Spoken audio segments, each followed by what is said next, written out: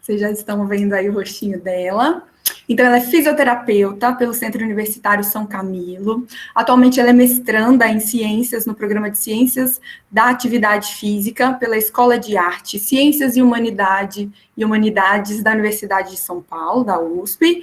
Ela também é integrante do Grupo de Pesquisa e Aplicação Tecnológica em Reabilitação, PATER, da USP, e ela trabalha com as linhas de pesquisa em reabilitação neurológica, realidade virtual, aprendizagem motora e deficiências do desenvolvimento. E também ela possui diversos cursos nas áreas de desenvolvimento infantil, avaliação do bebê e da criança, reabilitação neurofuncional, adulta e pediátrica, neurociências e cognição e exercício físico em populações neurológicas. Então, acho que ninguém mais capacitado para falar aí desse tema, né, de neuro, de exercício físico, do que a nossa palestrante de hoje. Então, você está com a palavra, Camila. Obrigada, professora Brunella. Gostaria de agradecer, então, primeiramente você e a Liga de Neuroimagem da Unicid pelo convite. Então, as informações principais já foram passadas, né, em relação a deixar o microfone desligado para não ter interferência. Se vocês quiserem fazer comentários no chat, eu coloquei uma outra tela aqui, porque a nossa apresentação acaba impedindo a gente de ver, então eu consigo ir acompanhando os comentários de vocês, e aí no final a gente tira as dúvidas. E também para informá-los que a aula está sendo gravada, tá? Porque a gente vai depois disponibilizar de uma forma mais acessível para algumas pessoas. Então, caso alguém não concorde em aparecer a sua imagem, eu peço para que a câmera fique desligada durante toda a aula que vai ser gravada. E o material também, a aula aqui da apresentação e alguns artigos eu vou disponibilizar para vocês pelo pessoal da Liga. Então, vocês vão receber no e-mail aqui mais para frente. Qualquer coisa vocês podem ir comentando aí no chat que eu vou acompanhando. Vou rodar aqui a minha tela agora.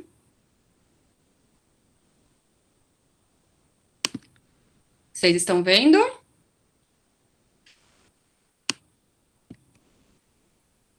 Sim.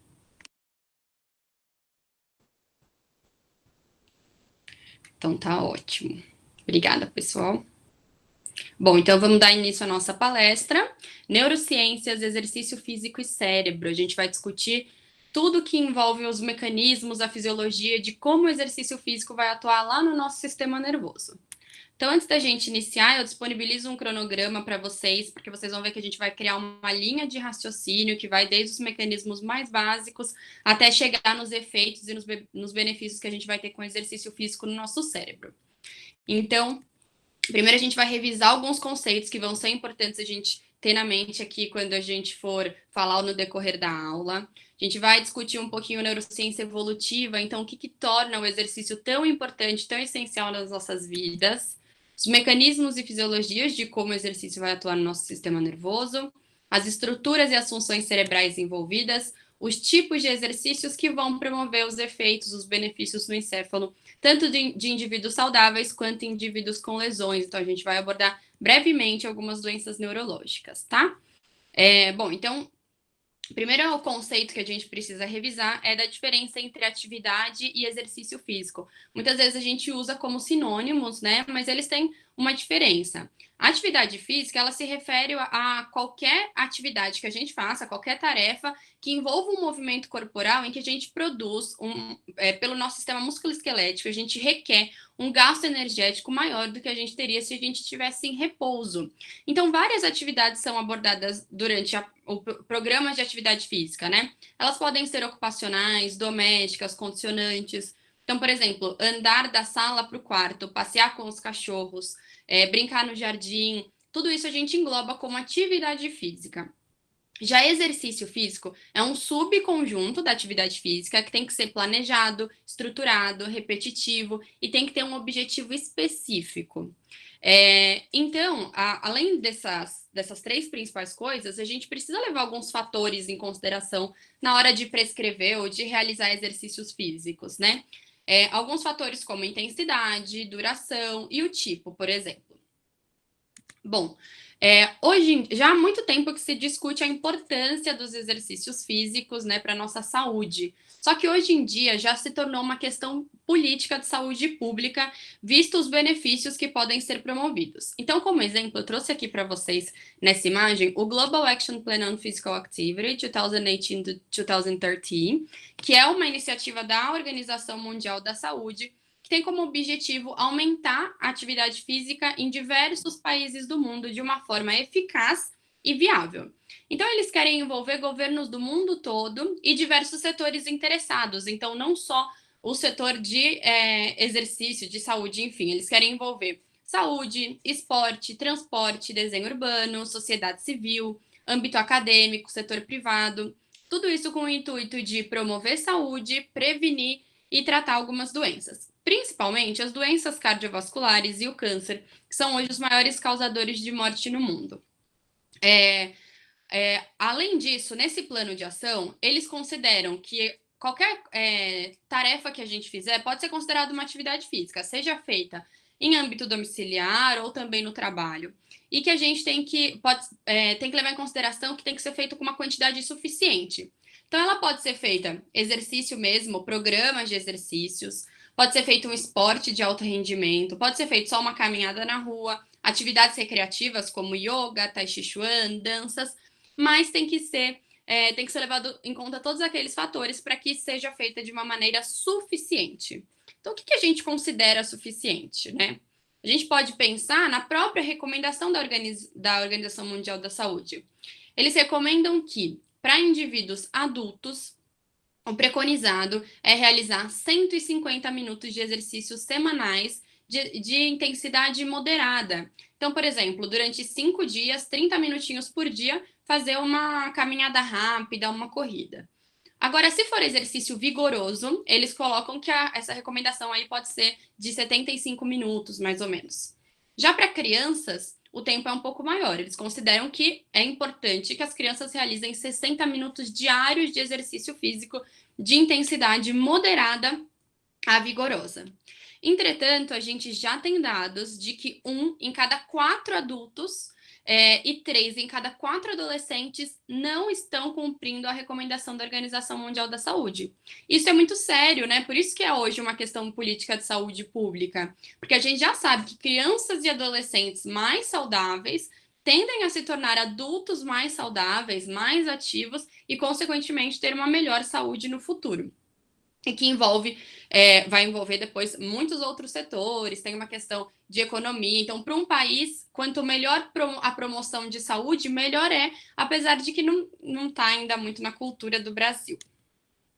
Ah, tudo bem, Camila. Acho que exercício físico é ótimo mesmo, a gente escuta bastante falar para prevenir doenças cardiovasculares, faz super bem para a parte física, estética, né? Mas o que tem a ver com o cérebro? Como que o exercício ele vai atuar lá no nosso sistema nervoso?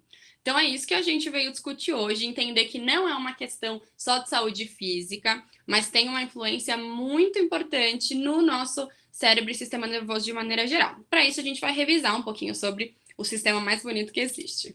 Sou um pouco suspeita para falar. Então, o sistema nervoso, ele é responsável por captar, processar e gerar respostas diante dos estímulos aos quais somos submetidos. E a gente divide o sistema nervoso didaticamente, porque tudo trabalha em conjunto, em 2. Sistema nervoso central, composto pelo encéfalo e pela medula, que faz a recepção e interpretação dos estímulos. Então, ele funciona como um centro de processamento de informações do nosso corpo. E também é dividido em sistema nervoso periférico, que são os nervos, os gânglios e as terminações nervosas, que funcionam como sistema de transporte de informações. Então, eles captam a informação que recebeu e leva lá para o sistema nervoso central, ou capta essas respostas do sistema nervoso central e leva para os órgãos efetores. O tecido, que envolve o sistema nervoso, não poderia ter um nome diferente, né? O tecido nervoso. Ele é composto por 2 tipos principais de célula, os neurônios e as células da glia. As células da glia, elas são importantes para o processamento de informações e também para a estrutura. Elas nutrem e dão sustentação mecânica, controlam o metabolismo dos neurônios, funcionam como células comunitárias e regulam a transmissão sináptica. Além disso, elas produzem a bainha de mielina.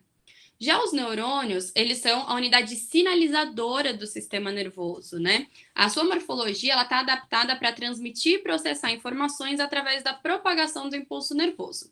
E ele atua sempre em conjunto com as células da glia.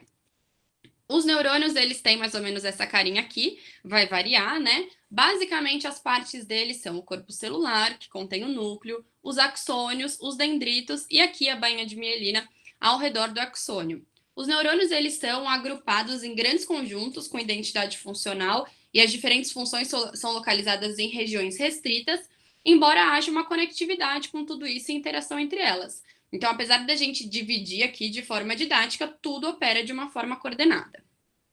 Os neurônios, eles se comunicam através da sinapse. As sinapses, elas fazem uma zona de contato entre dois neurônios. Então, um neurônio, ele envia uma mensagem para um neurônio-alvo através dessa sinapse.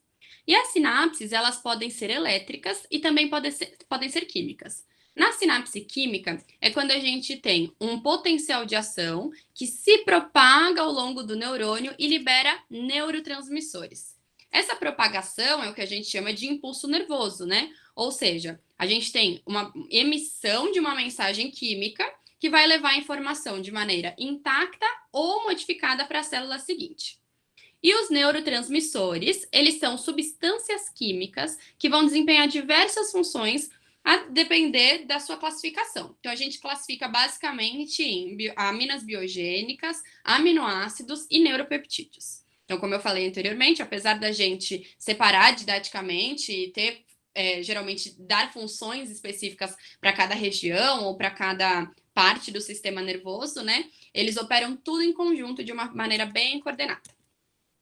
Bom, então vamos entender da onde que surgiu essa importância do exercício físico, né? Isso é uma coisa dos dias de hoje, isso já vem há muito tempo. Então, desde cerca de milhões de anos atrás, os nossos ancestrais humanos, eles deixaram um estilo de vida sedentário, lá parecido com o do macaco, e passaram a viver um estilo de vida de caça e coleta. Então, aí criou-se os caçadores e coletores. Nesse período, o que eles faziam? Eles tinham que percorrer longas distâncias nos seus habitats naturais por muito tempo atrás de alimentos. Eles tinham que caçar, tinham que coletar, e isso ia garantir a sobrevivência deles. Foi nesse mesmo período que várias habilidades dos nossos ancestrais foram desenvolvidas. Navegação espacial, memória e atenção. Todas essas habilidades eram essenciais para cumprir essas novas tarefas, né? Essas novas demandas. Então, a fisiologia humana, ela evoluiu no contexto de altos níveis de atividade aeróbica diária, que era o que era vivido nesse período de caça e coleta, e é provável que a nossa dependência de exercício físico para manutenção de saúde seja um legado desse nosso passado evolutivo. Então, se o nosso corpo, a nossa fisiologia, ela foi se adaptando para isso, ela tinha um gasto, ela tinha que levar toda a sua capacidade, o seu gasto energético para atender essas demandas muito altas de sobrevivência, né? Que era caçar, coletar, andar longas distâncias e, querendo ou não, era uma atividade extremamente intensa.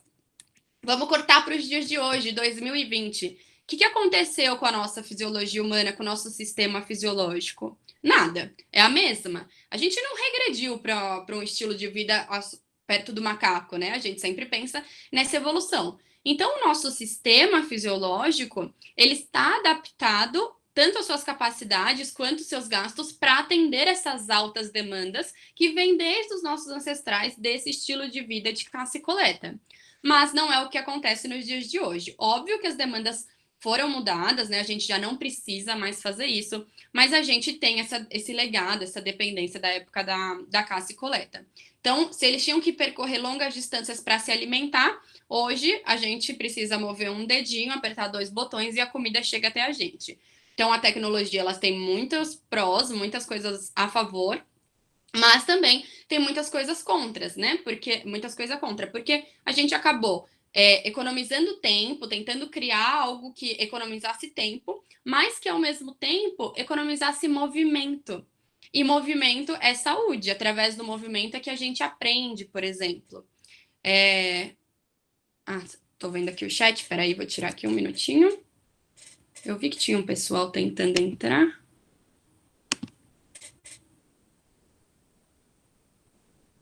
ver. Ainda não apareceu nada.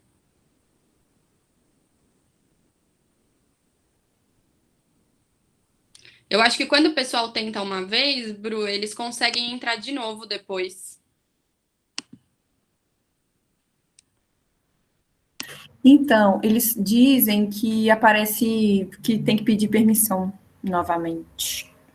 É por isso que eu te falei, alguns alunos estão falando aqui. É estranho, né? Normalmente. Deixa eu ver se tem como liberar aqui. Para não ficar pedindo, né? É. Não sei muito como funciona.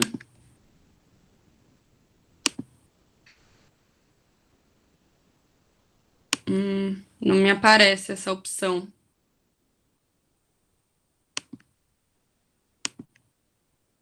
Será que eles não conseguiram voltar? Que tem. Parece que tem a mesma quantidade de pessoas daquele começo.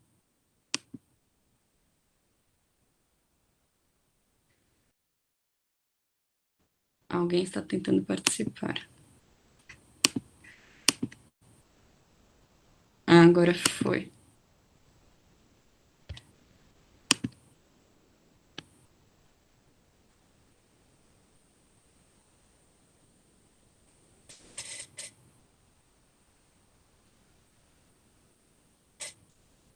Essas tecnologias facilitam a nossa vida, mas... Não, e também a gente só aprende tentando, né? esses probleminhas técnicos acontecem, não tem jeito. Normal.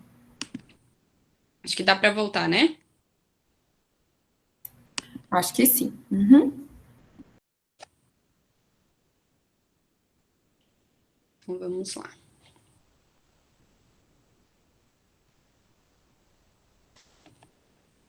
Vamos ver meus slides que sumiram.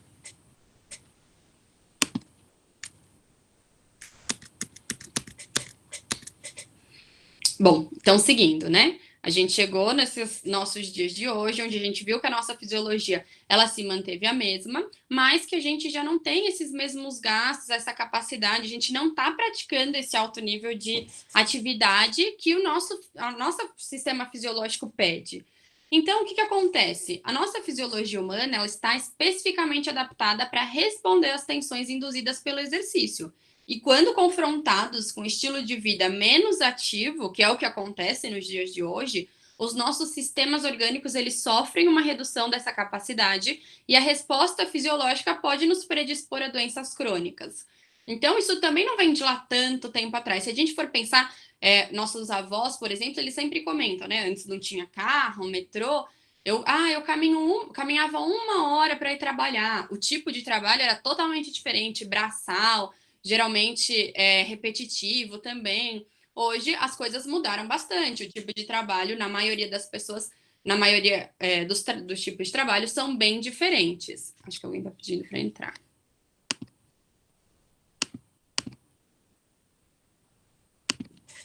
Aí.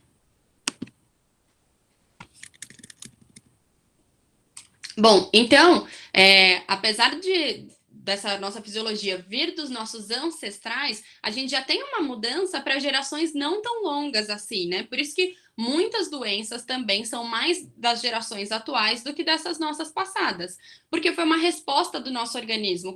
Como que ele conseguiu resolver isso, né? O que eu faço? Se o meu corpo está adaptado para alto nível de atividade aeróbica, para gasto energético, para atender altas demandas, e não está fazendo isso, ele predispõe a gente às doenças. Essa foi a resposta fisiológica que ele conseguiu encontrar.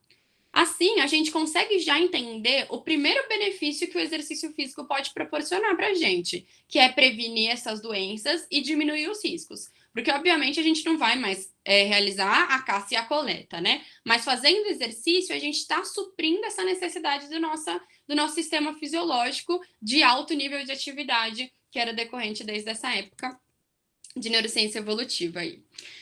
Bom, eu separei aqui de uma maneira inspirado nesse artigo, foi só uma inspiração, em uma maneira que ficasse bem didático para a gente entender como tudo vai acontecer. Então, vocês vão ver bastante a carinha desse slide aqui.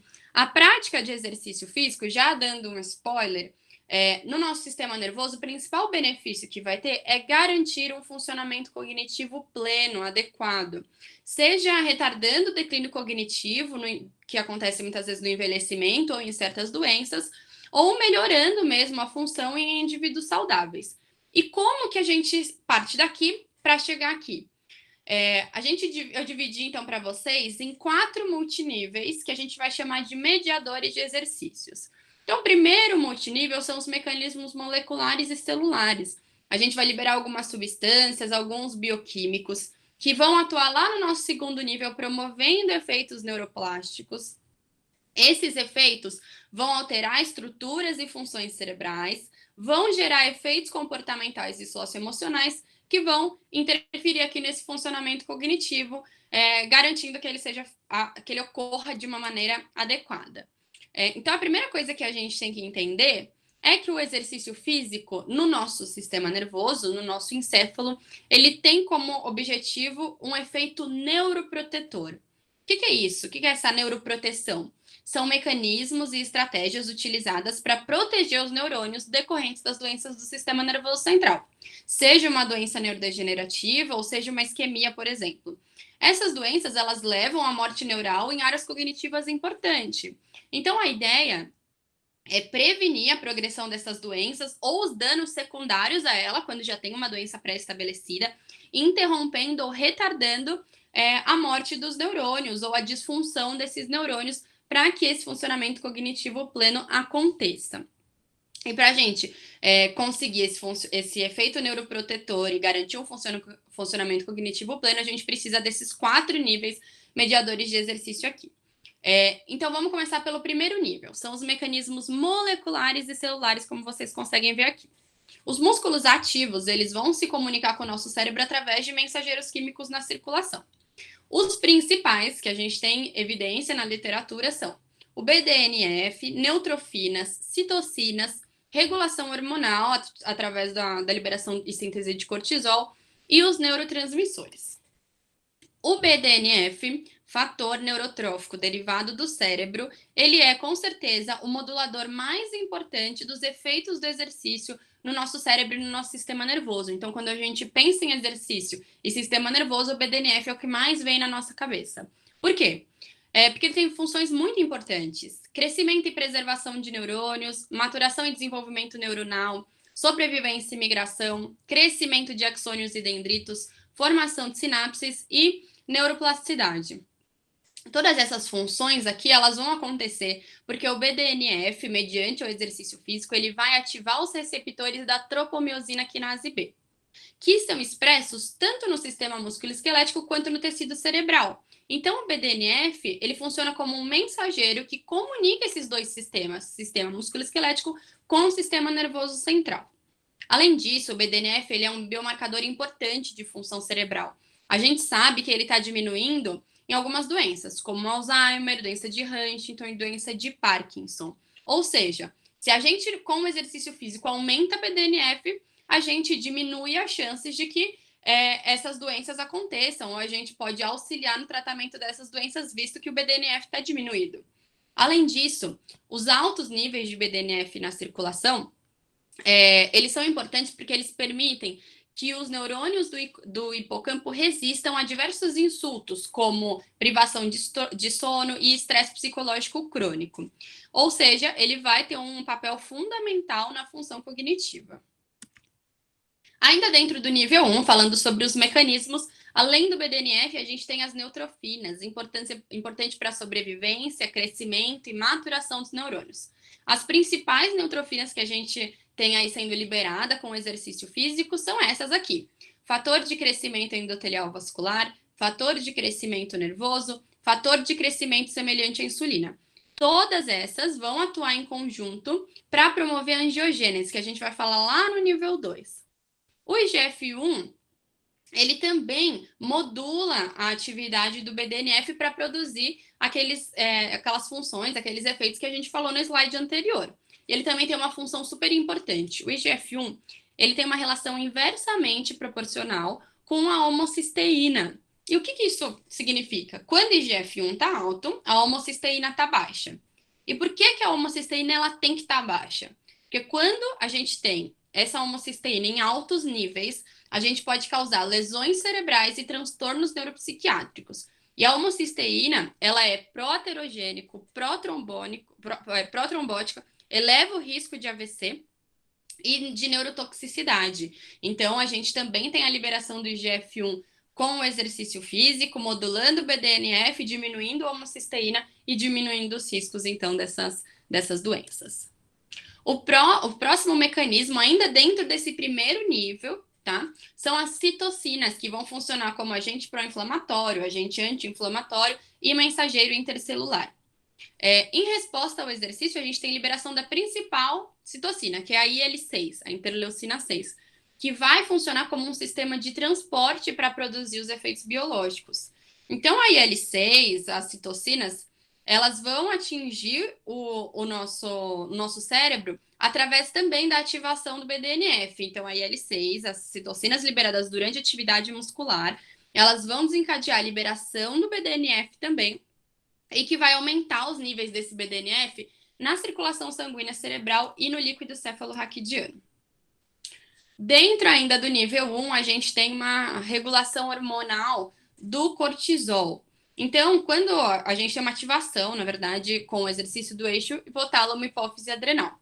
Quando o hipotálamo ele é estimulado, ele libera o CRH, que é, perdão, o hormônio liberador de corticotrofina. Esse CRH, o hormônio liberador de corticotrofina, ele vai lá na glândula hipófise e vai estimular a liberar o hormônio adrenocorticotrófico, vai sintetizar o ACTH, hormônio adrenocorticotrófico. Esse vai interagir com a glândula adrenal e auxiliar na síntese do cortisol. Então, a gente tem um paradoxo aí, né? Porque ao mesmo tempo que o exercício agudo ele é um agente estressor, por causa desse cortisol, o exercício crônico ele tem um efeito neuroprotetor. O quinto mecanismo, dentro ainda do nível 1, são a liberação de outras substâncias, principalmente neurotransmissores. Então, a gente viu já que tem um montão de bioquímico aí sendo liberado na nossa circulação quando a gente pratica exercícios físicos. Uma outra importante substância é o lactato. O lactato, a gente sabe que ele ultrapassa a barreira hematoencefálica, né? E tem uma função importante no metabolismo cerebral. O lactato, ele também tem uma relação direta com o BDNF. Então, quando ele está aumentado, ele também aumenta o BDNF. E isso é importante para o desempenho cognitivo, como a gente já viu anteriormente. O lactato em altos níveis, ele também entra na via de entra na via de síntese da liberação de alguns neurotransmissores importantes, como o glutamato e o GABA. O glutamato ele é importante para a formação de sinapses, regulação de emoção, aprendizagem, movimento, neuroplasticidade, e as alterações da função glutamatérgica induzidas pelo exercício, elas também podem provocar neurogênese, que a gente vai falar lá no nível 2. E o GABA, ele desacelera a atividade cerebral, controla tônus, sono e também tem função no controle motor. Esses dois, eles são os principais reguladores excitatórios e inibitórios da função cerebral. Mas, além deles, o exercício, ele modula a maioria dos neurotransmissores do sistema nervoso central. Quando o exercício começa, a gente tem uma liberação e um aumento dos níveis circulantes das catecolaminas. Principalmente noradrenalina, epinefrina, dopamina e serotonina. Elas atuando em conjunto, elas vão aumentar a frequência cardíaca, fluxo sanguíneo, vão fazer vasodilatação e permitir a liberação de óxido nítrico, aumento do oxigênio no sangue arterial e aumento do dióxido de carbono no sangue venoso. Tudo isso aqui vai fazer com que mais BDNF seja liberado e a atuação também das outras neutrofinas que a gente falou anteriormente, como o VEGF e o IGF-1, para promover todos aqueles benefícios que a gente comentou que elas fazem. Bom, além disso, um outro neuroquímico importante, outro fator neuroquímico importante que a gente tem são os opioides e endocannabinoides quando a gente faz exercício. Eles são responsáveis por aquela sensação de euforia, de bem-estar, sedação e de redução à sensibilidade da dor. Por isso que foi importante a gente revisar um pouco alguns conceitos para a gente estar mais claro na nossa cabeça o que são os neurotransmissores, por exemplo. Bom, então, olhando de uma maneira geral aqui, então a gente viu que para que o exercício físico ele atinja um funcionamento cognitivo pleno, através do efeito neuroprotetor, que é o nosso principal objetivo, a gente tem que passar por 4 multiníveis, e o primeiro deles são mecanismos moleculares e celulares. BDNF, que é o principal modulador, neutrofinas, citocinas, regulação hormonal através da síntese do cortisol e da ativação do eixo hipotálamo, hipófise adrenal, e liberação de outros neurotransmissores. Com a liberação de todas essas substâncias aqui, a gente vai entrar no segundo nível e promover os efeitos neuroplásticos. Quais são esses efeitos neuroplásticos? Angiogênese, sinaptogênese e neurogênese. A angiogênese é o crescimento de novos vasos decorrente dos vasos já pré-existentes. Com a angiogênese, a gente tem aumento da perfusão cerebral de oxigênio, aumento do suprimento sanguíneo e vasodilatação nas áreas cerebrais essenciais para a execução da tarefa, que garantem um bom desempenho cognitivo. Além disso, o exercício ele influencia na arquitetura sináptica, promovendo a sinaptogênese, que é a formação de novas sinapses entre os neurônios do sistema nervoso central. O terceiro efeito neuroplástico que a gente tem, e o mais importante deles, é a neurogênese, formação de novos neurônios. Então, esse é o fenômeno neuroquímico mais associado ao impacto do exercício no nosso sistema nervoso. Com a neurogênese, a gente vai ter aumento do número de espinhas dendríticas, aumento da densidade e comprimento dessas espinhas dendríticas em áreas importantes associadas à cognição, como giro denteado, córtex entorrinal e principalmente hipocampo. Além disso, a gente tem um aumento da quantidade da sinaptofisina, que vai regular a transmissão sináptica, e da proteína quinase 2, que tem um papel importante também na plasticidade sináptica. Então, a gente entende que, com a neurogênese e com aqueles outros processos, eles podem influenciar e mediar a neuroplasticidade do mesmo jeito que eles vão ser influenciados por essa neuroplasticidade. É uma via de mão dupla. A gente pode pensar em exemplos onde teve perda neuronal por uma lesão, por exemplo. Então, basicamente, os neurônios do hipocampo, que foram os novos neurônios, né, que foram formados lá no hipocampo, eles vão migrar para as áreas onde os neurônios foram destruídos, por uma falta de oxigênio, por exemplo, tá? Nessa travessia, alguns neurônios vão morrer, mas alguns eles vão conseguir estabelecer conexões com os neurônios de outras áreas e reestabelecer os circuitos que foram perdidos. Isso é o que a gente chama de neuroplasticidade, a capacidade que o nosso cérebro tem de se adaptar às mudanças em sua organização frente a estímulos e experiências vividas. Mas lembrem-se, a neuroplasticidade ela não ocorre apenas em processos patológicos como se pensava há um tempo atrás. O sistema nervoso, ele é altamente plástico, ele mantém essa capacidade durante toda a vida. Os neurônios, numa via neural, eles se comunicam através das sinapses, como a gente viu anteriormente, né? E essas vias de comunicação, elas podem se regenerar durante toda a vida. Então, cada vez que a gente ganha um novo conhecimento, por exemplo, essa comunicação sináptica entre os neurônios, ela é fortalecida e a gente está sempre fazendo neuroplasticidade. É a neuroplasticidade que permite que a gente aprenda novas habilidades, consolide e recupere memórias, reorganize as redes neuronais ou se recupere após lesões. A gente pode dividir a neuroplasticidade também numa classificação de 5 níveis. Regenerativa, que é o crescimento dos axônios isolados. Axônica, que é aquela que acontece de 0 a 2 anos durante o desenvolvimento do sistema nervoso. A sináptica, que é a capacidade de alterar a sinapse entre as células nervosas. Dendrítica, que é a que altera, quando tem alteração no número, no comprimento, na disposição espacial ou na densidade das espinhas dendríticas. E a somática, que é aquela onde a gente tem uma capacidade de regular a proliferação ou morte das células nervosas. Bom, então, novamente, voltamos aqui. Falei que vocês iam ver bastante esse slide para que a gente consiga reproduzir tudo isso e entender a linha de raciocínio. Então, a gente pratica exercício para ter um efeito protetor e um efeito neuroprotetor e um funcionamento cognitivo pleno. A gente faz isso primeiro ativando mecanismos moleculares e celulares, todos os cinco que a gente falou anteriormente, lembrando que o BDNF é o principal deles. Esses mecanismos vão produzir efeitos neuroplásticos, angiogênese, sinaptogênese e neurogênese, principalmente a neurogênese, em áreas importantes para funcionamento cognitivo, para cognição. Essas áreas, então elas vão apresentar alterações. Quando tudo isso acontecer, a gente vai ter alterações de estrutura e de função. Vamos ver quais são elas baseadas nas evidências recentes? Então, por exemplo, aqui foi um estudo feito durante 6 meses com indivíduos saudáveis, tá? Uma intervenção combinada de exercícios aeróbicos e exercícios resistidos. Os resultados encontrados foram que a dose de exercício ela estava associada ao aumento do BDNF, houve um aumento do volume da substância cinzenta no córtex pré-frontal e no córtex cingulado anterior. A melhora da memória também estava associada a um aumento do volume do córtex pré-frontal dorsolateral. Se a gente tem esses aumentos, a gente tem alterações estruturais dessas regiões, né? E, consequentemente, a gente vai ter alterações de função. Então, vamos entender as principais funções de cada uma dessas regiões. Córtex pré-frontal é responsável pela personalidade, então seja uma timidez, uma ousadia, motivação, atenção, memória de trabalho.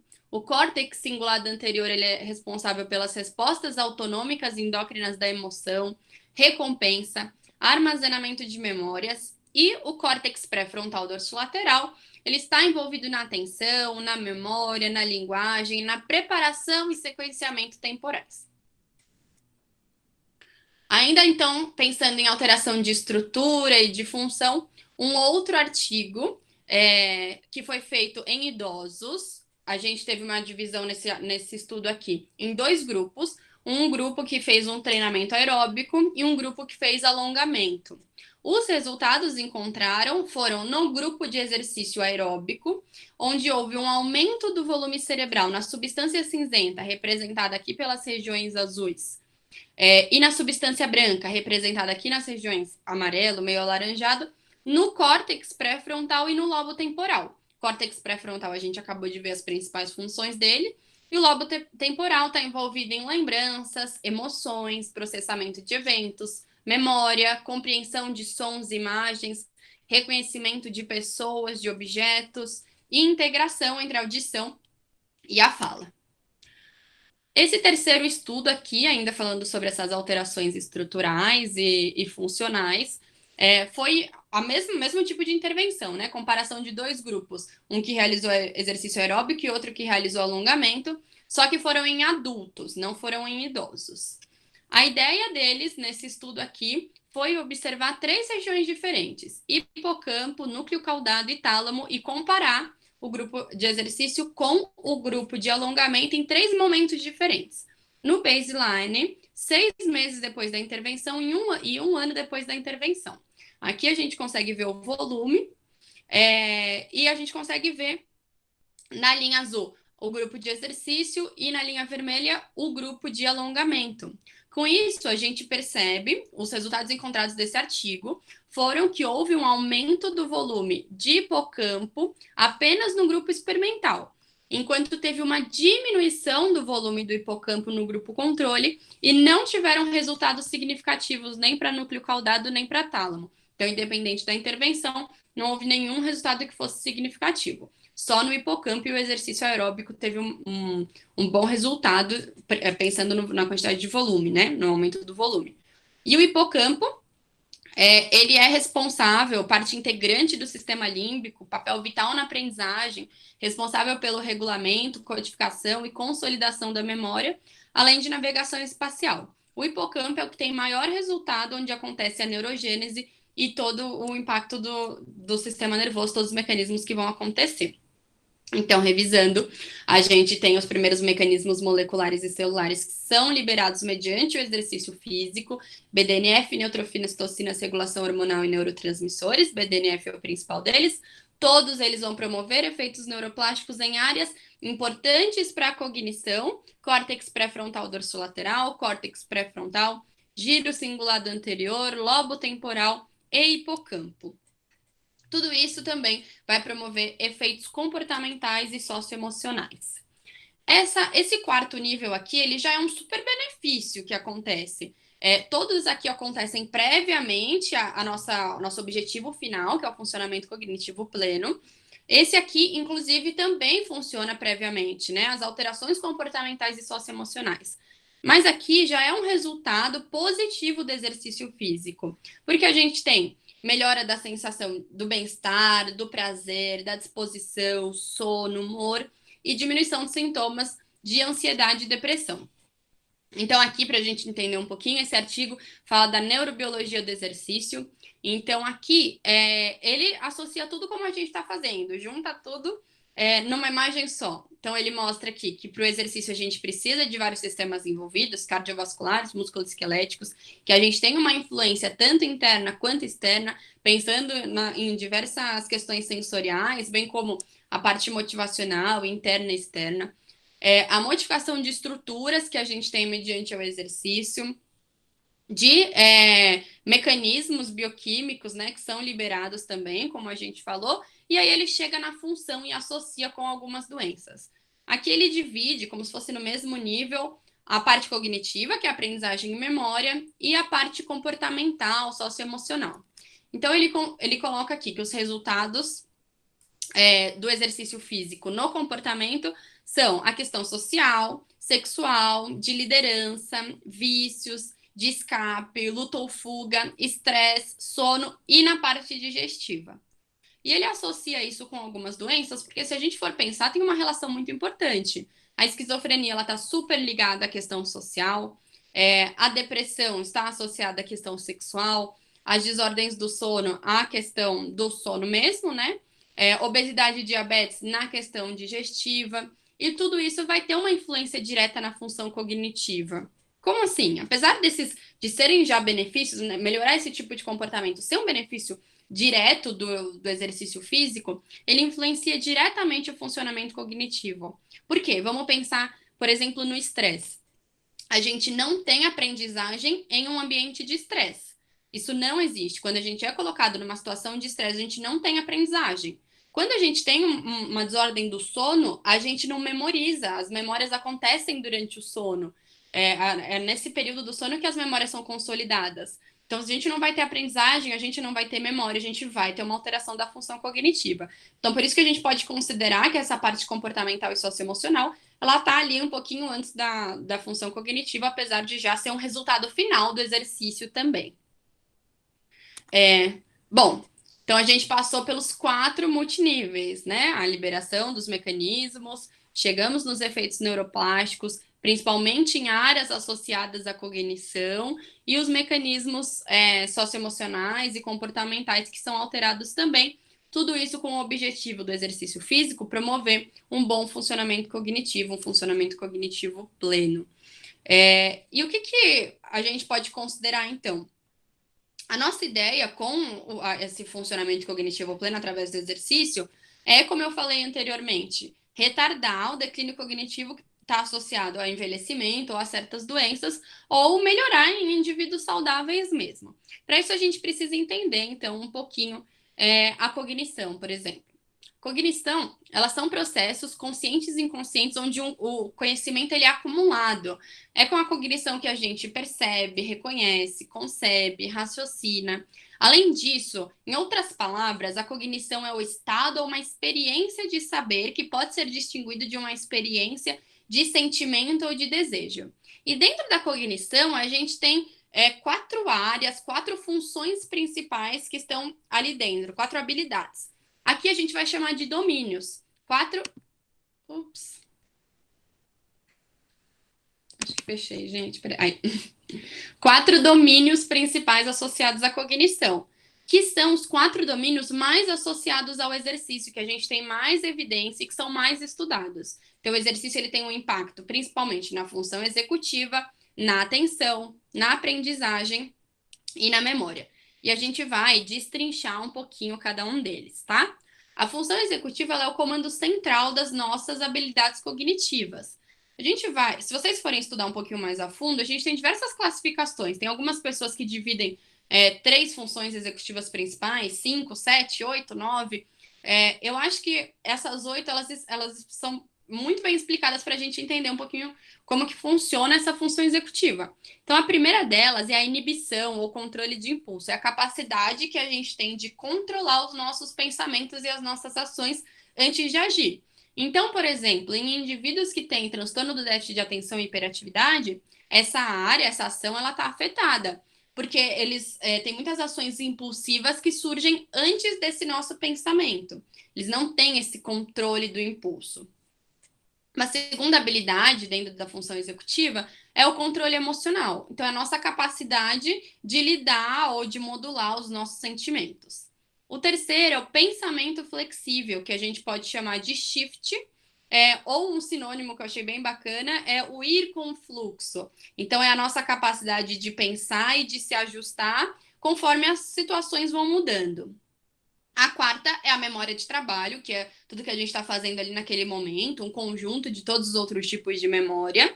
O quinto é o automonitoramento ou autocontrole, autoobservação. É a nossa capacidade de avaliar, de observar os nossos comportamentos e as nossas respostas e promover mudanças quando necessário. A gente observa o nosso comportamento e se uma situação precisa que seja a nossa resposta mediante esse comportamento seja diferente, a gente consegue isso através desse automonitoramento, uma função executiva. O sexto é o planejamento e a priorização. Esse acho que a gente pode pensar num exemplo.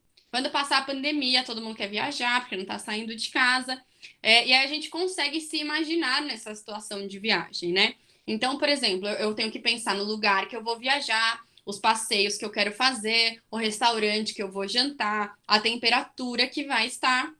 Esse é o planejamento e a priorização. Com isso, eu preciso priorizar o que eu vou colocar na minha mala para fazer essa viagem. Eu me imagino nessa situação, eu me imagino realizando essas tarefas e eu consigo fazer um planejamento do que é mais importante para aquilo que eu vou realizar. Esse é o planejamento e priorização. Sétimo é a iniciação de tarefa, é a capacidade de você começar algo. Essa sétima habilidade, ela tá alterada geralmente em pessoas com ansiedade. As pessoas com ansiedade, elas têm uma dificuldade de iniciar alguma coisa que gera uma procrastinação e novamente gera uma ansiedade e acaba ficando nesse ciclo vicioso. A oitava habilidade é a organização. Então, é simplesmente a capacidade da gente conseguir visualizar e organizar, seja objetos em cima de uma escrivaninha, seja organizar um raciocínio para passar numa aula para os alunos, por exemplo. E tudo isso, todas essas funções executivas, elas vão ser muito importantes para todas as tarefas, todas as atividades que a gente vai fazer na nossa vida. E as áreas envolvidas são principalmente associadas à função do córtex frontal, tá? Principalmente pré-frontal e giro cingulado anterior. Embora haja também uma ativação do lobo parietal, do cerebelo, mas as áreas mais ativadas são córtex pré-frontal e giro cingulado anterior. Olha como tem uma associação com a parte comportamental. Quando a gente está em situação de estresse, quando estamos sob estresse, essas áreas do cérebro, que são mais ativadas na função executiva, em situação de estresse, elas estão menos ativas. Então, a gente está sob um controle mais de sistemas autônomos. Então, a gente tem uma menor capacidade de pensar com clareza. Então, se essa questão comportamental ela não estiver bacana, essa nossa função executiva ela não vai estar funcionando de forma boa, a gente não vai ter um funcionamento cognitivo pleno, né? Por isso que a gente pode pensar que essa parte vem um pouquinho antes. O segundo domínio cognitivo, então o primeiro foi a função executiva, o outro importante é a atenção.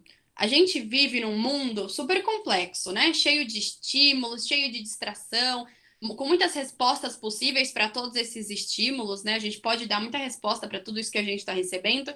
E aí, para lidar com essa complexidade, a gente precisa filtrar de todos os nossos sistemas sensoriais ou das nossas respostas os componentes que são mais importantes dentro daquela cena, dentro daquele cenário, dentro do contexto que a gente quer viver ali naquele momento para que a gente obtenha estímulos adequados.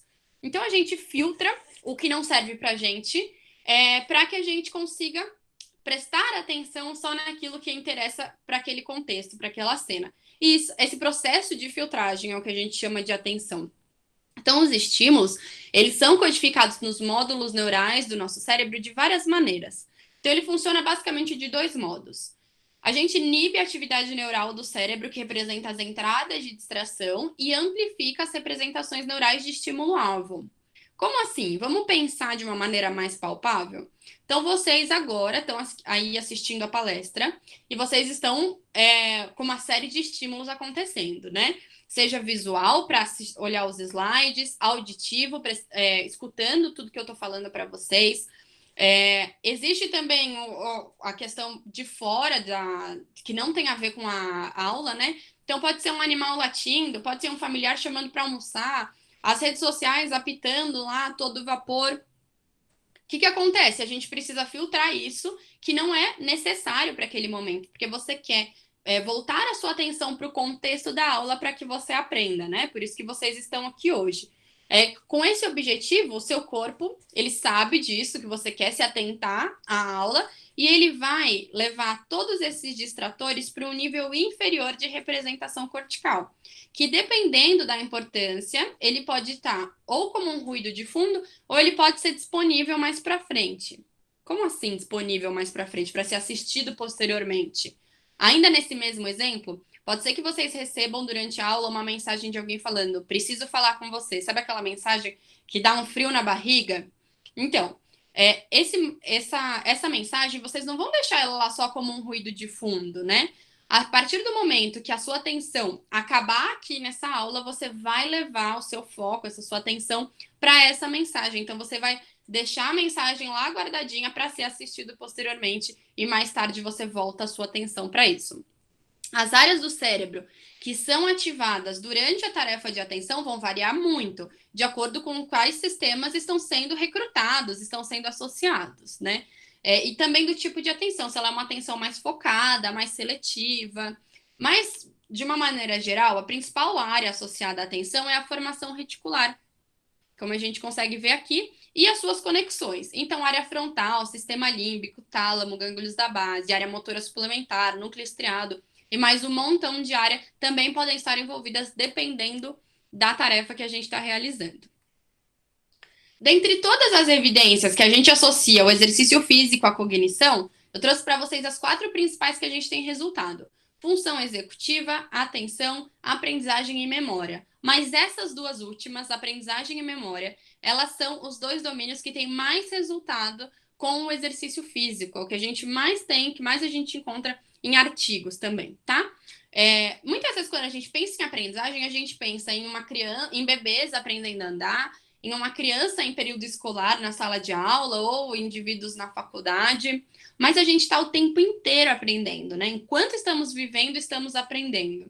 E a memória e a aprendizagem, elas estão intimamente ligadas. A memória, ela é essencial para que todo aprendizado ocorra de forma efetiva, bem como ela é dependente dele, tá? Então, o conhecimento armazenado na nossa memória, ele fornece uma estrutura que vincula novos conhecimentos àqueles já pré-existentes. Então, quanto mais ampla for a nossa estrutura de conhecimento, quanto maior for a nossa gama de conhecimento, mais aprendizagem a gente consegue ter, porque a gente vai conseguir vincular novos conhecimentos a esse já existente. Então, a aprendizagem, ela é uma parte da memória, apesar de ser conceituada muitas vezes de forma diferente. Podemos dizer, então, que sempre ocorre aprendizagem. No entanto, ela só cria raízes no momento em que ela se transforma numa memória. Então, o aprendizado, ele significa o funcionamento eficiente do nosso sistema de memória. Sem memória, o aprendizado, ele é impossível. Vamos pensar como esse processo de aprendizagem vai acontecer? Então, a gente tem que criar uma representação de algum tipo de informação. Depois a gente armazena essa representação na memória de longo prazo e mais tarde a gente tem que ser capaz de recuperar essa informação, recuperar essa representação para que a gente interprete novos problemas, uma nova realidade, né? Vamos pensar de forma palpável? Eu expliquei para vocês e reproduzi essas 4 imagens aqui em vários slides já. Os 4 mediadores de exercício, os 4 multiníveis. Falei para vocês dos mecanismos envolvidos, BDNF, citocinas, etc., que gera efeitos neuroplásticos, sendo neurogênese a principal, altera estruturas e funções cerebrais, especialmente hipocampo, promove alterações comportamentais e socioemocionais também. Vocês não vão conseguir lembrar tudo que eu falei nessa aula, mas a gente está criando uma representação. Repetir isso algumas vezes colocar a mesma imagem quando a gente falar disso de novo no slide. É uma estratégia que eu particularmente utilizo para que essa representação ela seja mais fácil de ser consolidada. Então, passando isso para vocês, vocês criam uma representação na cabeça da principal ideia. Então, eu tenho certeza que vocês não vão esquecer que tem uns 4 multiníveis que vão acontecer do exercício para chegar no funcionamento cognitivo, mesmo que vocês não lembrem exatamente do que se trata cada um.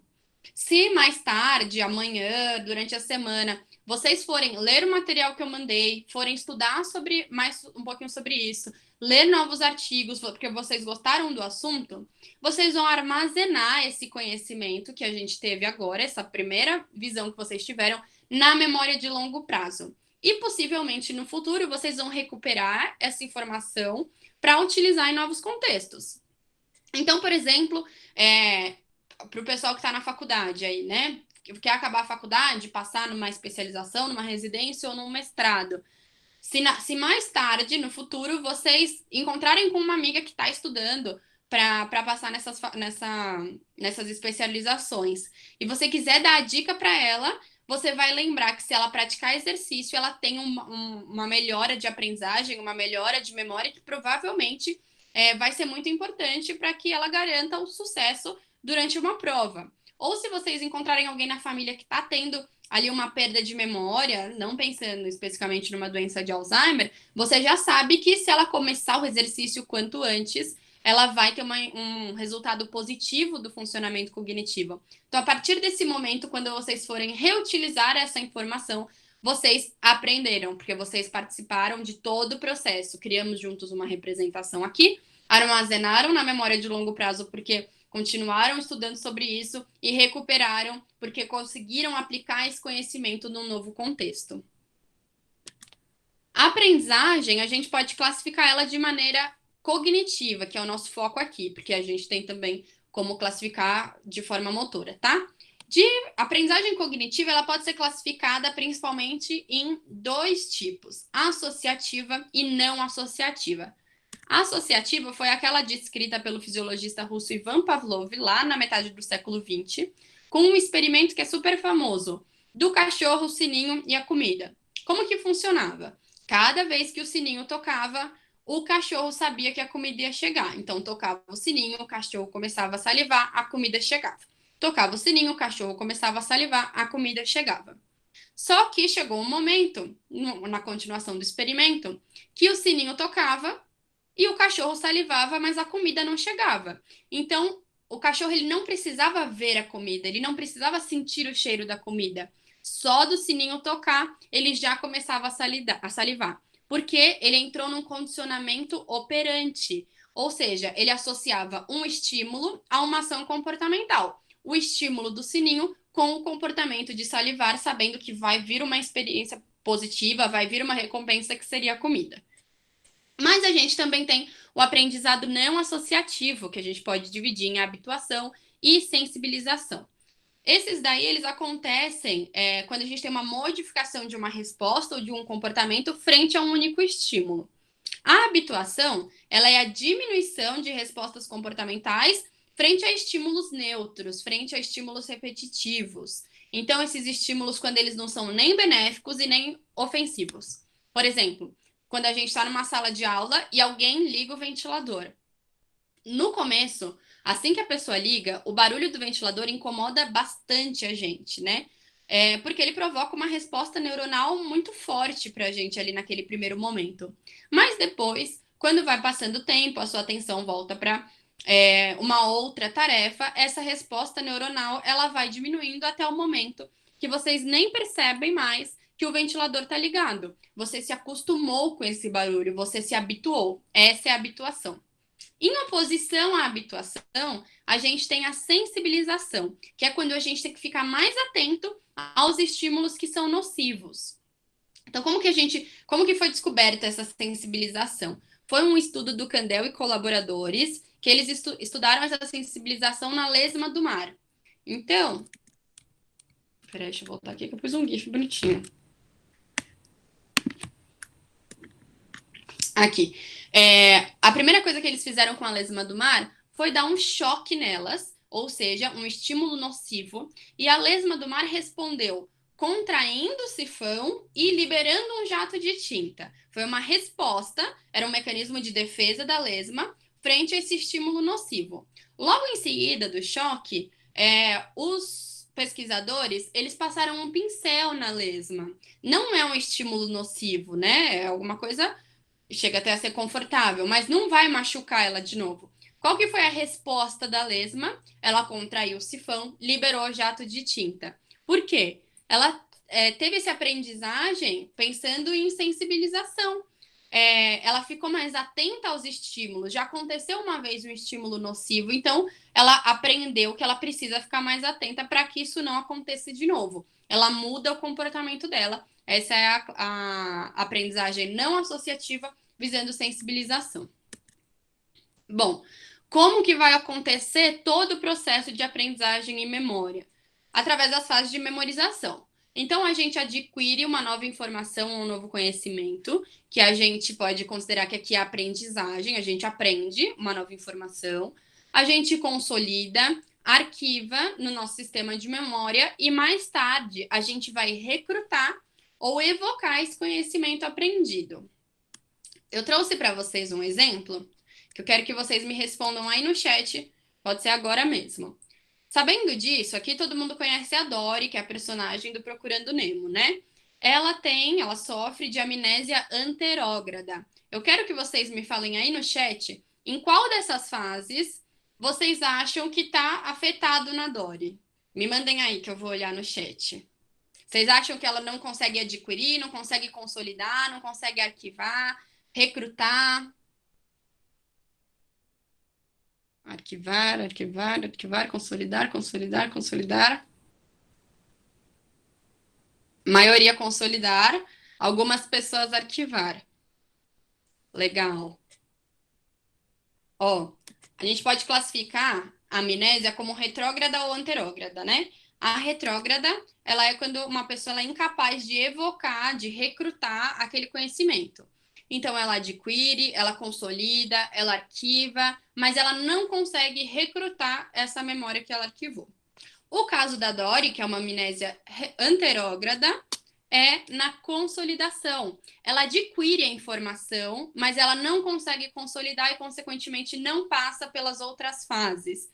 Ela adquire a informação, ela recebe a informação quando todo mundo fala para ela o endereço lá que ela tem que passar, ela pegou a informação, mas ela não consegue consolidar de uma forma suficiente para que seja memorizado a longo prazo, né? E consiga, enfim, resolver o problema do Nemo.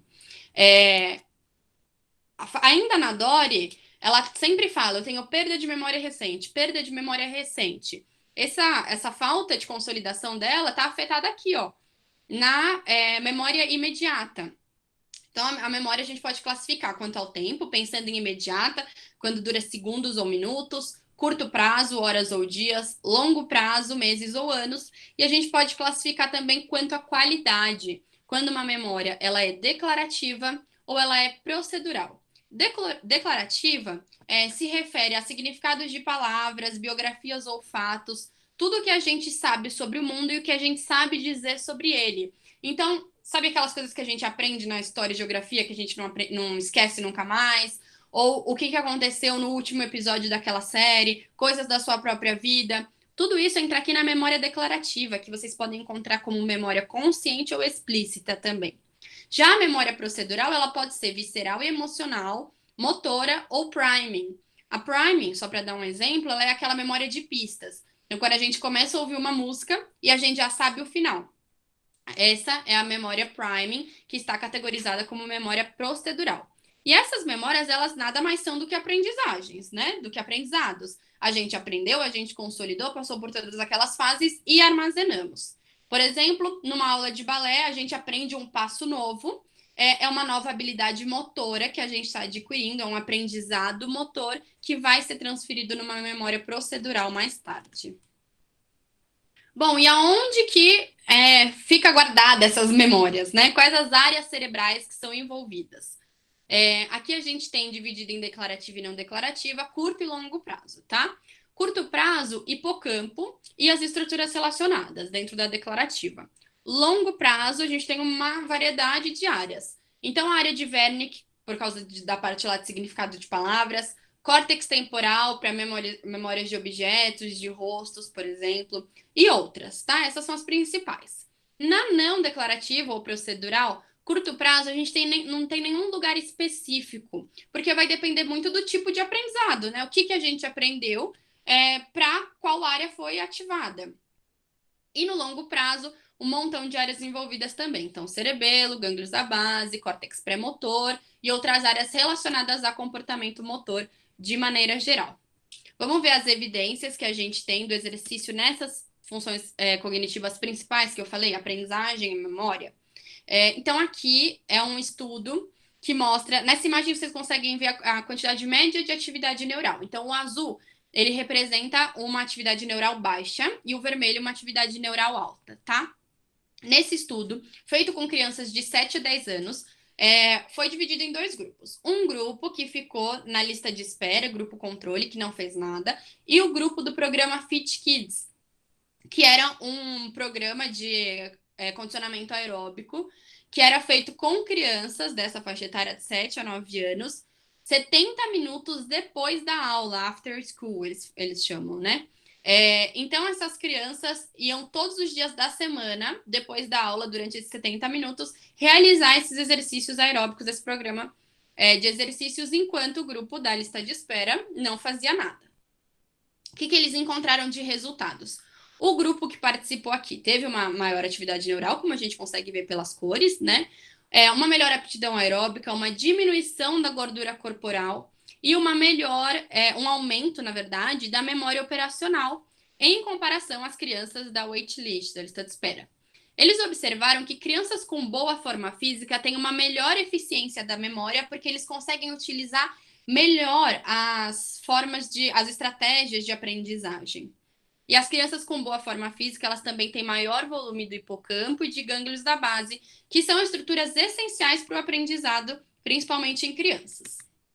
Bom, um outro estudo que a gente tem aqui, a imagem, ela representa a mesma coisa, azul, baixa atividade neural, vermelho, alta atividade neural. Aqui eram dois grupos de crianças que foram realizar um teste. Previamente a esse teste, algumas crianças ficaram 20 minutos sentados em silêncio, enquanto outras crianças ficaram 20 minutos caminhando em uma esteira. Logo em seguida dessas tarefas, eles responderam perguntas do teste que eram associadas à leitura, ortografia, aritmética, e encontraram alguns resultados apenas no grupo que realizou os 20 minutinhos de caminhada. Eles tiveram uma atividade cerebral mais intensa, como demonstrado aqui na figura, tiveram uma melhor compreensão de leitura, responderam o teste com maior rapidez e precisão, e eles eram também propensos a ler em uma série escolar superior à sua, diferente da criançada que ficou sentada em silêncio, em que isso não aconteceu. Bom, isso tem uma associação direta com a questão de desempenho acadêmico, porque o exercício físico, as atividades físicas de maneira geral, eles podem produzir benefícios imediatos através da concentração, melhora da concentração e aprendizado no desempenho acadêmico, ou a longo prazo, com a melhora da forma física, que vai promover todos aqueles benefícios que a gente viu no artigo anterior. E tudo isso vão promover efeitos positivos no desempenho acadêmico, tá?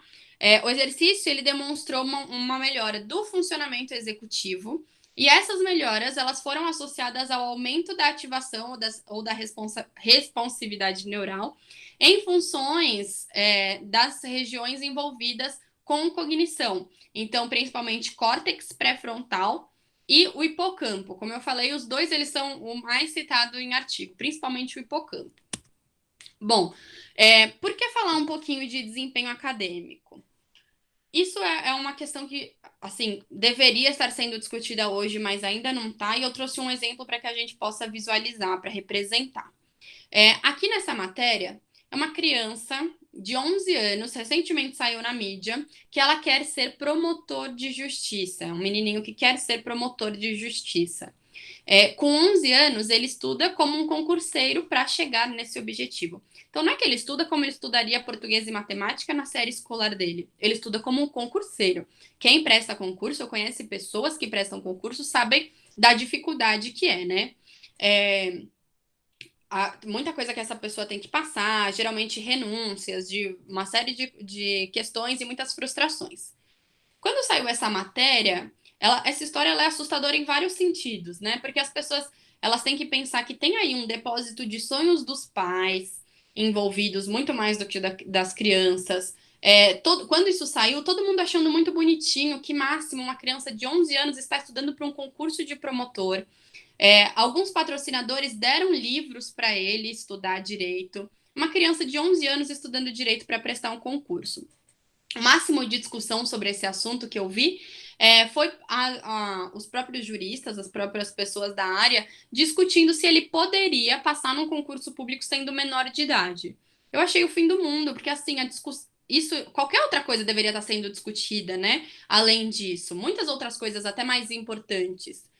Mas nessa discussão deles, eles chegaram à conclusão de que ele não pode. Falta pelo menos aí 14 anos para ele prestar a primeira vez o concurso. Porque ele ainda tem 11, se ele entrar na faculdade com 17, ele tem 5 anos aí de uma faculdade de direito, mais 3 anos de experiência jurídica que eles pedem. Com 25 anos, ele pode começar a prestar o concurso e que não é todo mundo que na primeira vez presta, né? Tem gente que demora até 10 anos para passar num concurso. Mas o mais preocupante é pensar que essa criança de 11 anos, ela deveria estar brincando. As crianças que brincam, elas se movimentam e aí elas aprendem, né? Durante brincadeiras é onde a gente desenvolve a maioria das nossas funções executivas. Todas aquelas 8 lá que a gente citou, a gente desenvolve brincando, desenvolve através de brincadeiras. Seja controle emocional, controle de impulso, saber iniciar uma tarefa, planejar, são atividades que as brincadeiras permitem que a gente desenvolva. E se uma pessoa ela não desenvolve isso na infância, durante o brincar, vai ser muito mais difícil desenvolver na vida adulta. Então, é uma vida de 11 anos vivendo uma vida de uma pessoa de 25. Possivelmente, essa criança, ela não brinca, então ela não se movimenta. Praticar um exercício físico, então, nem pensar. Só que olha aí, todos os resultados que a gente tem de estudo, né? Tudo o que eu apresentei para vocês, de como o exercício físico ele vai impactar. Ele vai impactar nesse funcionamento cognitivo pleno e vai garantir um desempenho acadêmico positivo. Se as nossas crianças hoje, pensando de maneira geral, todas as crianças que você conhece, realizar exercícios antes de ir para a escola, ela vai ter uma melhor atenção, uma melhor concentração, todo o seu desempenho acadêmico vão ter resultados muito positivos. Então, acho que isso trouxe essa matéria para a gente abrir um pouco a mente de que as pessoas elas estão trocando um pouco, né? Estão esquecendo um pouco. É muito importante você estudar para um concurso quando chega a hora, se for aquilo que você quer. Mas a gente não pode pular essas fases, visto o quanto de benefício tem se a gente praticar exercício ao invés de substituir. Muita gente hoje, algumas escolas também já não tem nem mais educação física, tá tudo sendo substituído. Criança de 5 anos para fazer um vestibular que ela vai fazer daqui tantos anos, tantas frustrações envolvidas, né? Mas a gente precisa bater nessa tecla de que quanto mais as crianças e adolescentes forem ativos, quanto mais cedo, melhor no futuro e que vai promover o benefício tanto quanto, tá? E isso é tão importante que a Organização Mundial da Saúde ela fez um guideline de atividade física, comportamento sedentário e sono para crianças menores de 5 anos. Algo que deveria estar tão óbvio, né? Não deveria nem ser uma preocupação. Isso está tendo que ser, assim, explícito, tem que ser pedido para que as pessoas continuem prestando atenção, que é importante que as crianças acima de 5 anos tenham uma vida ativa, uma vida saudável, né? E é uma questão de saúde pública, como a gente comentou, porque as pessoas que não praticam exercício físico, elas podem ter lesões e doenças mais cedo, isso acaba afetando questão de aposentadoria, questão de economia, então deveria ser uma preocupação e um incentivo de cada país também, tá? Bom, tudo isso a gente falou e viu os efeitos do exercício com um monte de evidência aí que a gente tem, né? Aí vocês podem falar, nossa, Camila, que máximo, amei, vou fazer exercício amanhã, o que eu faço? Claro que não existe uma receita de bolo, né? Nunca existe. Vai variar muito do nosso objetivo para cada situação. Seja para você mesmo praticar o exercício, ou seja para você prescrever para o seu paciente. A gente não tem uma coisa estabelecida, um protocolo estabelecido, mas existem várias sugestões na literatura. Então, o que a gente tem de melhor resultado, a gente sempre tem que considerar aquelas variáveis, tipo intensidade, duração, mas o que a gente tem de melhor resultado é a combinação de exercícios aeróbicos com resistidos. Os exercícios aeróbicos são aqueles praticados no ciclismo, na caminhada rápida, na corrida. Os exercícios resistidos são aqueles de levantamento de peso. A combinação dos dois é o que tem um resultado bem eficaz. Inclusive, o American College of Sports and Exercise recomenda a prática de exercícios dos dois tipos também na maioria dos dias da semana. Seja fazer os dois no mesmo dia, ou seja fazer 3 vezes por semana um exercício aeróbico, 3 vezes por semana um exercício resistido. Um outro tipo de treino que vem aí crescendo bastante, impactando o sistema nervoso, é o burst training, que é aquele que a gente caminha rápido durante 2 minutos e corre 1 minuto. Caminha rápido durante 2 minutos e corre 1 minuto. Mas, como eu falei, a gente sempre tem que levar em consideração o nosso objetivo principal. Pensando aí no pessoal da físio, quando a gente tem um paciente, na maioria das vezes, a gente vai atendê-los buscando melhora da função motora antes da cognitiva. Na maioria dos casos, tá? Claro que existem exceções. Então, óbvio que com exercício físico a gente vai ter melhora de função motora, a gente vai ter melhora de função cognitiva também, mas será que vale a pena fazer um exercício que vai ter um resultado mais na função cognitiva do que na função motora? Então, vai variar do seu objetivo para o seu paciente, então isso é muito individualizado. Por isso que a gente não pode protocolar, né? Mas esses dois tipos, combinação e o burst training, é o que, obviamente, é associado a uma boa alimentação, suplementação de nutrientes, várias atividades do dia a dia, é o que tem tudo para garantir um funcionamento cognitivo bem bacana, com uma boa aprendizagem e uma boa memória. E nas doenças neurológicas, o que a gente tem? A gente tem bastante resultado relacionando o exercício nas doenças neurológicas, ainda mais que a gente viu naquelas 3 principais, né? Doença de Parkinson, Alzheimer, Huntington e na esquizofrenia também, que a gente tem uma diminuição do BDNF, o exercício físico aumenta o BDNF, então a gente só tem a ganhar, né? Já que o BDNF ele é um neuroprotetor endógeno, então a gente precisa liberar nós mesmos essas substâncias. Então, Camila, quem praticar exercício físico nunca vai ter Alzheimer, nunca vai ter Parkinson, nunca vai ter esquizofrenia? Não, né? A gente não tem como prever. Existem várias coisas envolvidas com isso. Mas um indivíduo que pratica exercícios físicos, ele aumenta a oxigenação, aumenta a vascularização, aumenta a BDNF, promove efeitos neuroplásticos, melhora o tamanho de célula, volume cerebral, aumenta a conexão entre células, que vai promover uma melhor função cognitiva e possivelmente retardar o declínio cognitivo também. Então, é muito importante para promover saúde e a gente pode sim diminuir os riscos de ter, a gente não sabe se pode evitar 100%, né? O que a gente tem de resultados, além dessas principais que eu falei para vocês, né? Além do Alzheimer, Parkinson e esquizofrenia, a gente tem resultados para declínio cognitivo ou para lesão mesmo. Seja em idosos, pessoas com idade avançada, depressão, jovens ou adultos, doenças psiquiátricas e transtornos mentais, como ansiedade, depressão, síndrome do pânico, estresse, transtornos de humor. Para distúrbios neurodegenerativos, temos evidências, doenças neurológicas, demência, AVC, Huntington, TCE e o transtorno do déficit de atenção e hiperatividade. Bom, além dos 4 resultados principais lá na cognição que a gente comentou, função executiva, atenção, aprendizagem e memória, a gente tem outros resultados bacanas nas evidências, na literatura, tanto para indivíduos saudáveis quanto para indivíduos neurológicos. Então, melhora de tempo de reação, melhora da velocidade de processamento e dos processos visoespaciais, melhora de função motora, diminuição dos sintomas relacionados aos transtornos mentais, retardo do declínio cognitivo, melhora de condicionamento físico, então a gente tem uma diminuição da perda muscular, aumento de força, melhora de coordenação, de equilíbrio, uma redução da incapacidade funcional, além da parte da interação social, que é super importante, que está associada também à promoção da melhoria do bem-estar e do humor.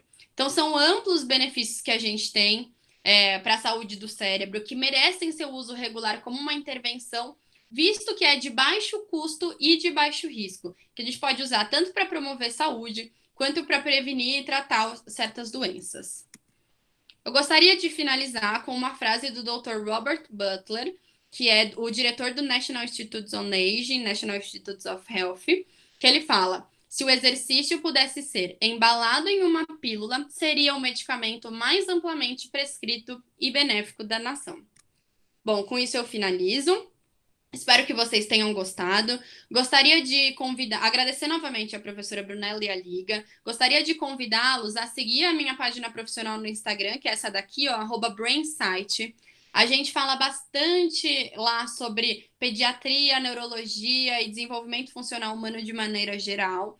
Se vocês quiserem entrar em contato comigo, eu tenho meu e-mail pessoal, alberice.camila@gmail.com, ou o meu e-mail, o e-mail da Brainsight mesmo, brainsight@gmail.com, tá? Uma outra coisa, uma surpresa que eu consegui para vocês. Se vocês se interessaram por esse tema, eu consegui uma parceria em um curso de cérebro e aprendizagem da NedaBrain. Para quem não conhece, a NedaBrain é uma empresa de cursos internacionais, aqui no Brasil, na Alemanha. Eles são referências em neurociência e neuroanatomia funcional.